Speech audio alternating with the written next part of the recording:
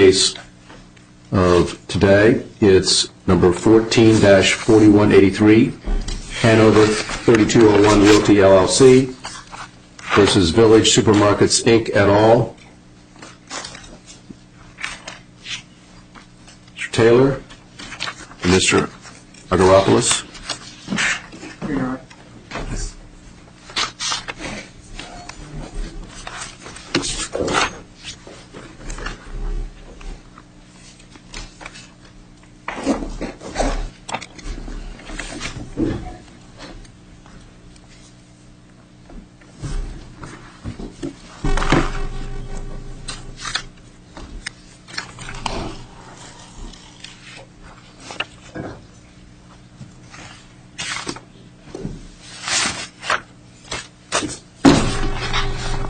Whenever you're ready, Mr. Taylor. Good afternoon, Your Honors. I'd like to reserve 4 minutes for rebuttal time, please. You better announce your name just for the record. Lindsay Taylor from Corella Byrne on behalf of Hanover3201 Realty. Thank you. This appeal involves antitrust standing for a party who is not a competitor or customer in the relative market. Have you alleged that the value of your land, of 3201's land, has diminished since Village started its actions against you or against the attempt to stop the Wegmans from coming in to this particular location? I think that's among the damages that we have alleged that have been... You've alleged that the value of your land has diminished. Well, is that correct? Because of the delay in the approval process, but that's not the primary damage that we are alleging. Well, there's a difference between just being, harmed and antitrust injury. Correct. How have you, as a landlord, suffered antitrust injury? We've had to pay for the defense of the various challenges to the approvals for the property. There's been a delay in construction, and as a result of the delays in construction, the Hanover has had to continue to pay taxes on the property, and has been a delay in receiving rent because the building has not been able to. Wegmans is not undergoing. I mean, it's not constructing a supermarket there. A supermarket there. Correct. They're going to be building a supermarket. They're going to be. Yes. And they still have an intent to follow through on that? Yes. You say construction, but have they started the construction? No, because Village keeps challenging all the various approvals. They have a 2-year period where they can back out. They haven't backed out. Apparently. Correct. Right. The second part of the definition of who has antitrust standing is those whose injuries are the means by which the defendants seek to achieve their anti-competitive ends. That's exactly. You're basically a supplier, aren't you? I mean, you're in the position of a supplier. No. You're not a customer. You're not a competitor.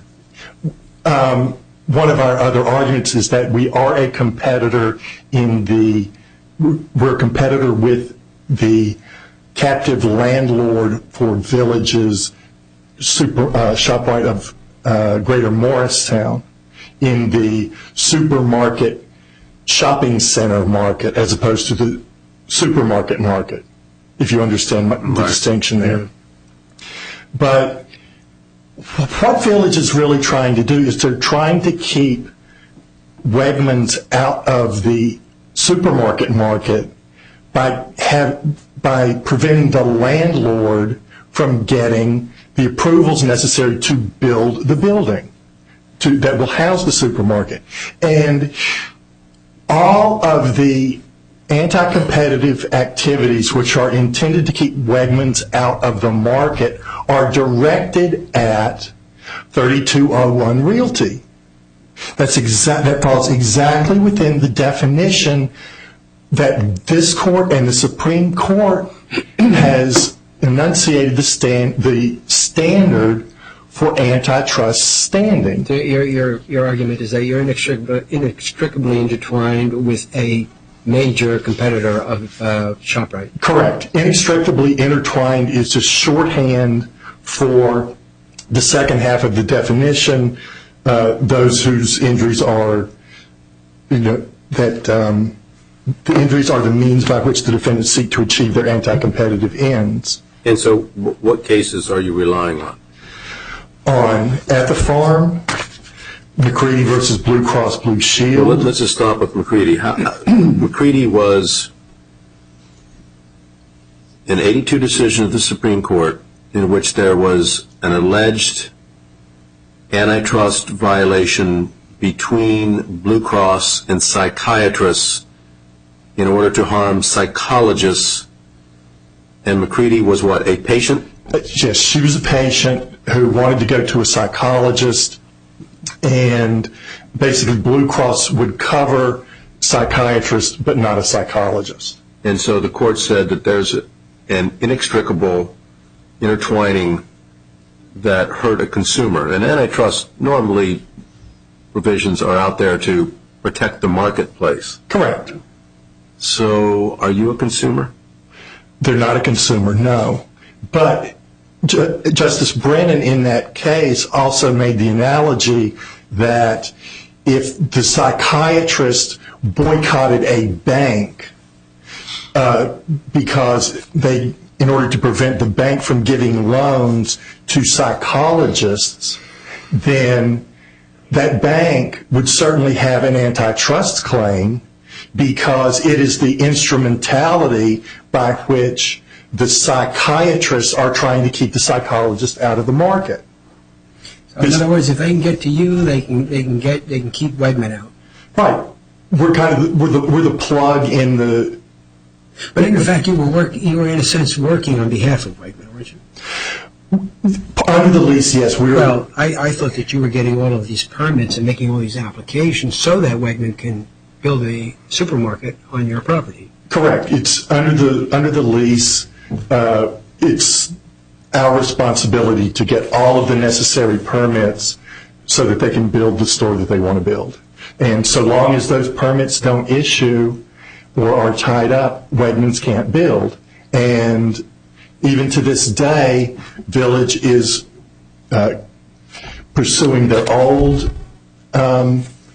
challenges. They're filing new challenges. And so long as these challenges to the approvals are in play, then Wegmans is out of the market and Village maintains its monopoly. Why don't they have North Pennington immunity? Why don't they? Yes. For two reasons, Your Honor. First of all, none of their challenges are meritorious, and they are objectively baseless in the sense that they are not reasonably designed. Well, they prevail on some of those, didn't they? Or at least they got, let's take the wetlands permit application. Sure. 3201 was directed to conduct a survey of the land. The BAT survey. Yeah, the Indiana BAT survey. Right. And the objection before the Department of Transportation, the direction back was to consider building a reverse jug handle and to renegotiate your obligations to DOT. That sounds like the supervising authority thinks there's an issue here and you need to go back to the drawing boards. Well, that may be, but the DOT permit was ultimately granted just a few months ago. So you can't say that they were successful. What do you mean the DOT was granted? What was granted? The DOT permit. Oh, the permit. So you can proceed with the plan as originally devised? Not as originally devised, but they now have a DOT permit that would allow ingress and in. But did that require modifications from the original plans? Yes. Wasn't that as a result of the applications that were made? Original to the DOT? I mean, it was a result of applications that were made by Village. So Objections by Village. Objections, yeah. Yes.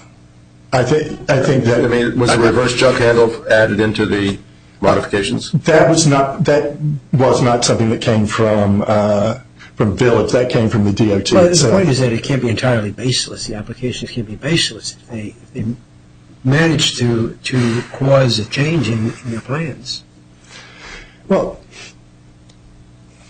I mean, the objections that they did make were baseless. The changes that were made came from the DOT, not from Village, and ultimately the permit was granted so that we can proceed with the development, except for the fact that Village filed a lawsuit in Morris County last week saying that the approval that was granted does not conform with the zoning variance that was originally granted. We're talking about 4 proceedings, aren't we? You got the flood hazard, the wetlands, the DOT, and the prerogative writs. Correct. That was what existed as of the date of when the complaint was filed. And there's been others since then, you're saying? Yes, and there's also an appeal to the appellate division by an employee of Village for the granting of the wetlands permit.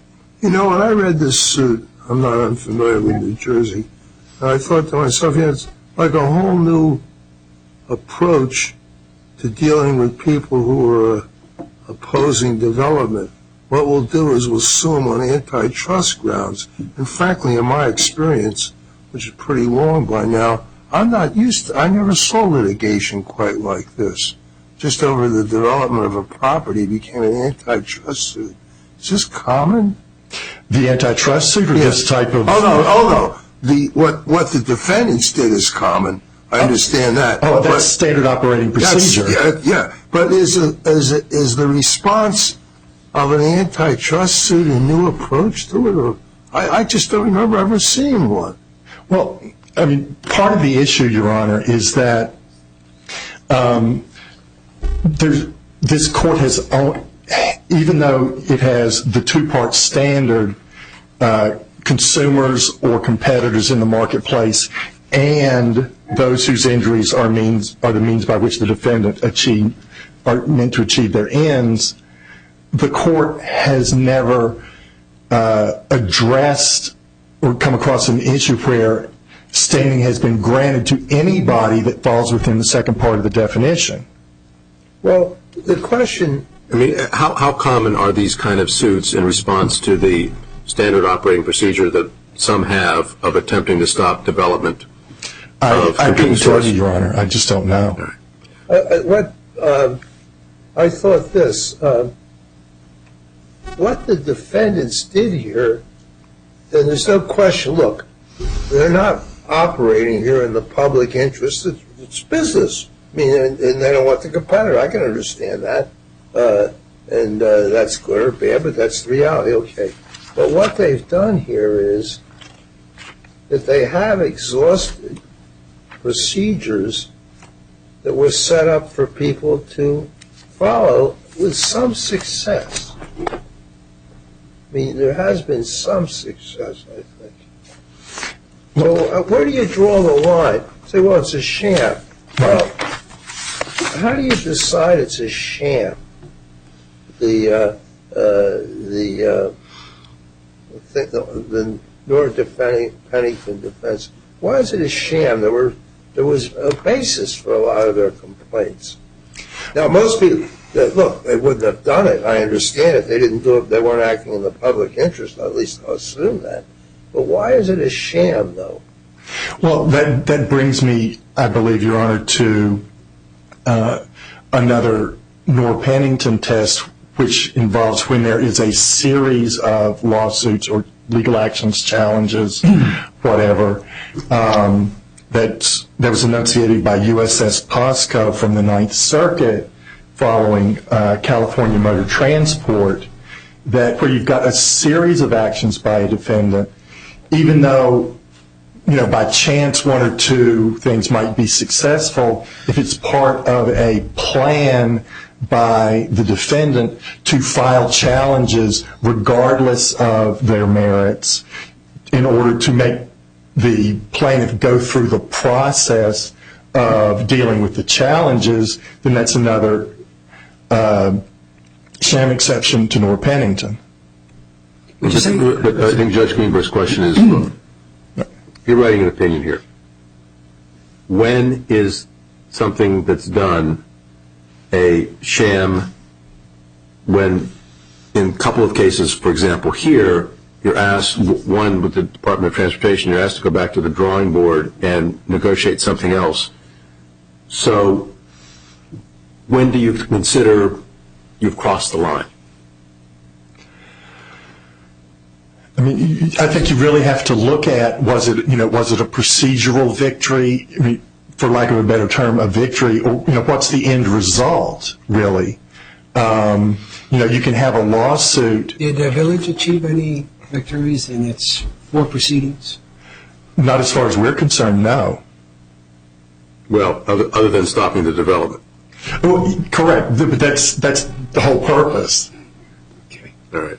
Well, hear from Mr. Agropoulos then. It's your back rebuttal.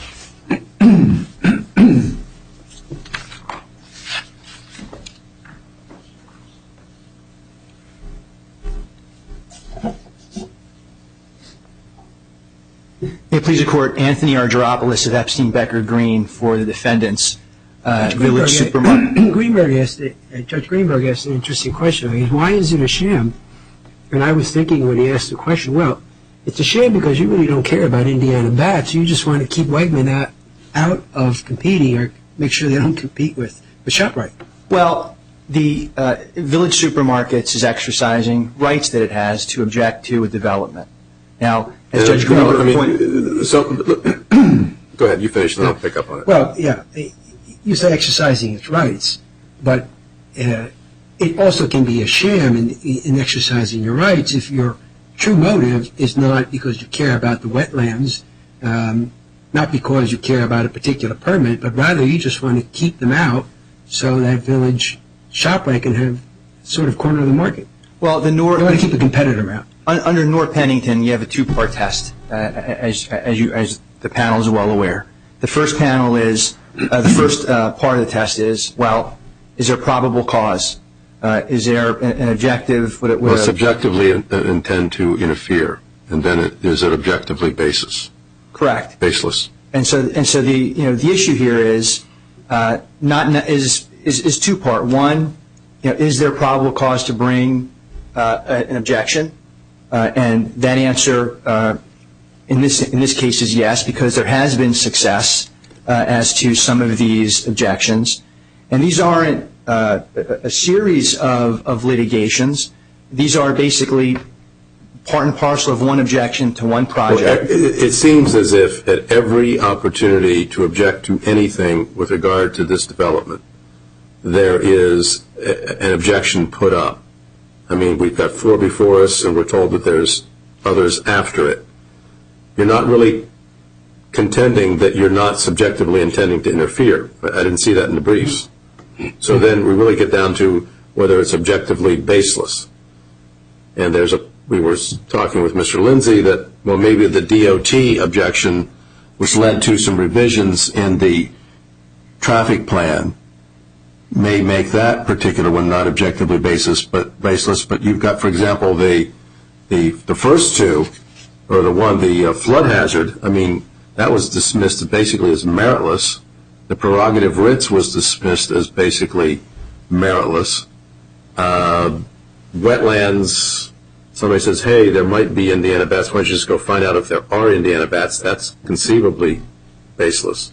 Well, I don't think that, certainly working backwards, it's not conceivably baseless to raise to a regulatory agency that there are issues in the manner in which this is proceeding. You should look into them before you allow the project to proceed. The DEP determined that there was a basis to conduct a study to determine whether there is an endangered species at the site. But you didn't really care about Indiana bats, did you? I mean, that's not that was not a concern to ShopRite supermarkets. Well, the courts... And of course, the study ended up concluding that there were no Indiana bats. But on the other hand, the left-hand turn objection was upheld, and a reverse jug handle was installed. And on the other hand, the notice provisions that Village objected to were upheld, and the Wegmans project had to renotice. So if you had, let's just pick theoretically, you have 10 objections, and one of them causes some modification to a traffic pattern. Can a court, just because one of them requires some modification, that you can say categorically that is not a sham? Well, it's the difficulty, I think, that this entire theory of the plaintiff presents for a court is a court now has to get in the weeds and disentangle each of the objections. Well, the court's in the weeds, and they're in the weeds because you're putting them in the weeds, all of us, because you're objecting to a Wegmans, which, if you look at Consumer Reports, is so far and away the favorite supermarket in America.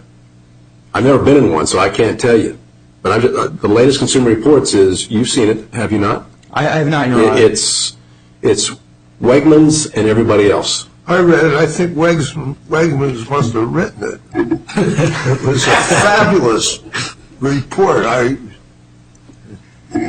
I was stunned when I read the report, actually, from Consumer Report. So, I mean, you've got something out there that's got a great reputation, and it appears that you've seen, or at least you read about, wherever they go, people attempt to try to stop them because they apparently don't want the competition. So then the question becomes, they're getting defensive and trying to deal with that, at least developers are in this case. But let's assume for the moment, what if Wegmans were to have brought the suit against Village? Then they would have had standing, wouldn't they? Then perhaps they would have standing. Certainly, our view is, and it's the view of the law, that if you have a party who has a more direct interest in an antitrust injury, that's the party that has standing. And here you don't. One of the questions that the panel was asking was, well, is this the first time this type of thing has happened? And it's not. We're not really breaking new grounds from the defense's perspective.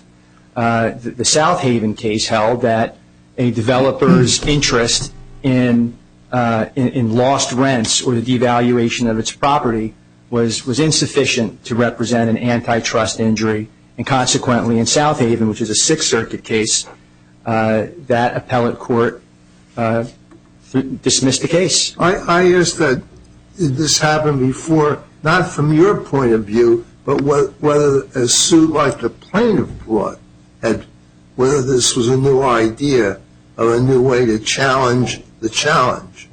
My expectation is that if this panel were to allow this case to proceed on standing grounds, you'd see a lot of these cases. I thought the same thing, that this may open up a whole new field. It does, and it would open up a whole new field to a category of claimants that certainly from our perspective, and I think from the perspective of McCready, from the perspective of the cases that we've cited, Carpet Group out of this circuit, would include a whole host of plaintiffs that really aren't included within the congressional intent. But there are specific ways of looking at this. I mean, the Supreme Court has posited two different approaches. One is to determine whether the filings have objective merit, but the other one is to determine whether there's a pattern of baseless repetitive claims. So there are very specific tests that one can adopt. Well, and I would think here, because there are 4 separate actions that you have filed, I think one of the things that we can look at is whether there's a pattern of baseless repetitive claims. Well, designed to keep out a competitor. The plaintiff would have the court adopt the USS Popso case, which speaks about the numerosity of filings and baseless filings. I thought they would rather have California Motor Transport on their side. Well, they're referring to USS Popso, and that analysis deals specifically with the numerosity, the volume of baseless, claims. Here, our view is, because of the way New Jersey is set up, because of the regulatory framework, if there were one body that could hear these objections would be filed before that body. The DOT in New Jersey handles transportation objections. The DEP handles environmental objections. Issues concerning municipal board action has to go through an action in lieu of prerogative writ. So from our perspective, although these are objections that are in, let's call them, 3 different fora, they're really all one objection. On that basis alone, the fact that there has been success, certainly on the left-hand turn issue at minimum. You've had minimal success, but it's hard to think that you are doing this out of the goodness of your heart. You're doing this to keep out a competitor. And no one is suggesting, and there's nothing on the record that suggests that this was an issue that was born out of the public interest or some altruistic view. In fact, as part of the interests that were laid out directly and openly to the lower court, to the state court, had to do with a competitive impact that would be had, among other things, as a result of this Wegmans. Would it be true to say that none of the successes that you achieved, however you wish to define them, had anything to do with ShopRite? Did it benefit ShopRite in any way? Did it affect ShopRite in any way? Well, the left-hand turn would have reduced traffic. ShopRite's contention is 2 miles away. 2 miles away. Correct. And ShopRite took the position that had standing to make that objection on the basis of the underlying statutory authority governing standing. No, people can object who travel that road, but ShopRite, which is 2 miles away, what do you care? That's a hypothetical question that I can only answer with hypothetical facts. There are plenty of reasons to care. There are employees who use the roads to get to ShopRite. There are transportation companies. ShopRite also owns, in part, transportation companies. These are your employees that would use the roads not to get to ShopRite, but to get to Wegmans. Potentially be using the road to get to ShopRite, Your Honor. Or Well, maybe they would be using... Maybe they found Wegmans not so good, but I mean, I'm not comprehending why any employee of ShopRite would care about whether there's a left-hand turn 2 miles away for somebody to get into a Wegmans. Again, Your Honor, I'm responding to a hypothetical question with hypothetical facts. The basis for all of ShopRite's objections were laid out in detail before the governing bodies and at the state court level. No one's been hiding anything, and as I pointed out, one of the interests that were laid out, certainly in the prerogative writ action, was an interest that it would affect the value of this property because of the added competition. No one's hiding from that fact. No one's playing games with it. It's out there. But the question is, from our view, before we even get to North Pennington, is does a plaintiff like this, not Wegmans isn't here, the alleged direct target of the anti-competitive activity, which is Wegmans, is not a party here. Someone who's in the business of being a landlord to supermarkets is the party. Does that party have standing? We don't get to a North Pennington analysis until we determine whether there's even standing here. And there isn't standing. And there's a very clear long line of cases. You can get to Wegmans by getting through Hanover. For the realty, Hanover 3201. There's no indication on this record, Your Honor, that Wegmans isn't coming. There's no indication on this record that Wegmans has walked away from the project or will walk away from the project. There's an argument. Mr. Taylor just said they're still there. They're still interested. Correct. And the matter is still being developed, the project. So there's a fairly good argument that this entire proceeding is really premature to begin with, on top of the lack of standing. There have been circuit courts that have determined, South Haven, that in particular, that a landlord complaining about loss of rents because of of anti-competitive competition in the grocery market don't have standing. That's not what the antitrust laws were designed to protect. It's readily conceded. The plaintiff is not a consumer. The plaintiff is not a competitor. The plaintiff simply doesn't have standing. And certainly under McCready and certainly under the Carpet Group case, this isn't a case where you have someone who's actively participating in the relevant market who's complaining that they're in effect, the argument is it's the next case post-McCready, if you will. Is there an inextricable involvement of a developer in the purported antitrust efforts of Village to stop the development of a Wegmans? And the answer is no, because in this case, a developer is nothing more than a supplier. The developer is doing nothing more than supplying, for example, they're land. doing more. They're charged with obtaining all the necessary permits for Wegmans to construct a store on their property. Pursuant to their contract with Wegmans, Wegmans bargained that the developer would undertake the expense and obligation of obtaining permits and approvals. That's fairly common in the real estate industry. The damages here, again, are limited to the devaluation of the property, not an injury to competition. No one's saying output was decreased or that prices went up. The damages are purely commercial. I imagine there's quite a significant cost in fighting off the various challenges to the permit application. I believe that they were in a footnote in the reply brief at $100,000 approximately. I see my time has expired. Thank you very much. Thank you. And get Mr. Lindsay back.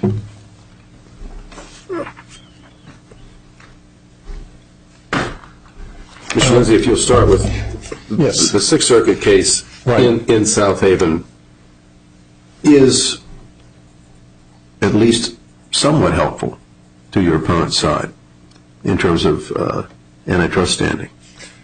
How do you distinguish that case? Well, that was distinguishable because the landlord and the defendant had an existing lease deal, and they had negotiated basically a release from the lease that the defendant backed out on. But during the whole time that the dispute was ongoing, they kept paying the rent, so that essentially the landlord was still getting mostly the benefit of the bargain, and his claimed damages were, the landlord's claimed damages were the diminished value of the property because there wasn't a... But the court held that South Haven, which was a landlord, is not a consumer, a customer, a competitor, or a participant in the relevant market. Correct. But it also seemed to be important to the Sixth Circuit that there was an alternative remedy against the supermarket chain, which was a breach of contract claim because they had backed out of the agreement to give up the lease. The Supreme Court said in the case here,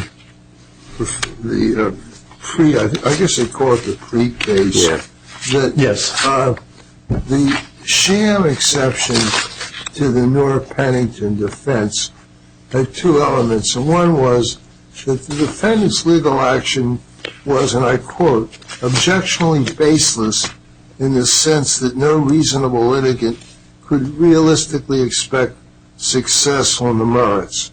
That's number one. Yes. Okay, now, that test is in no sense dependent upon the defendant's motives or good faith, because no matter how evil or corrupt we could characterize their motives, they might still think that they might succeed on the merits. It's not and even if they're bringing the suit not because of any public interest, but because of a competitor.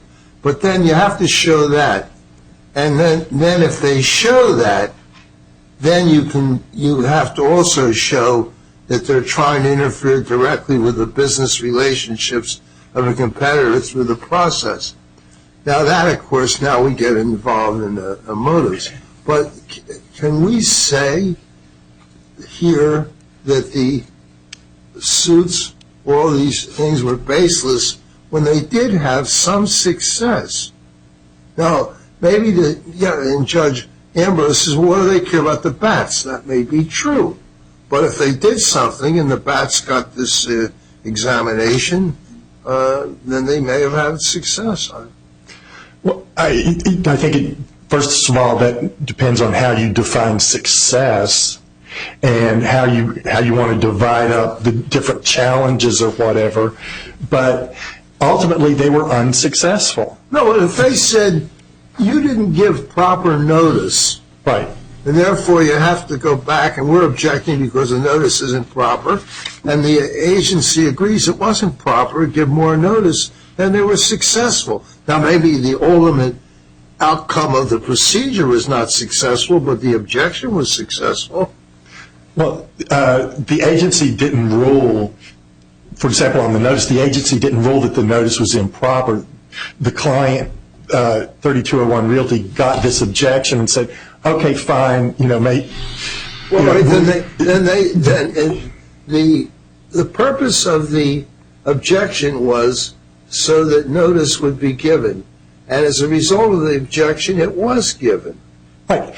And if that was the end of their objection, maybe there might be something to an argument that it was meritorious. But they kept on raising a whole bunch of other objections and are still raising objections to the same permit.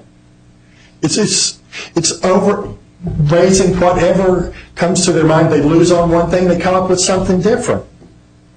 That doesn't make it any more meritorious or make it any more objectively reasonable to raise the objections. Okay. Thank you very much. Sure. Thank you to both counsel. And we'll take the matter under advisement and recess.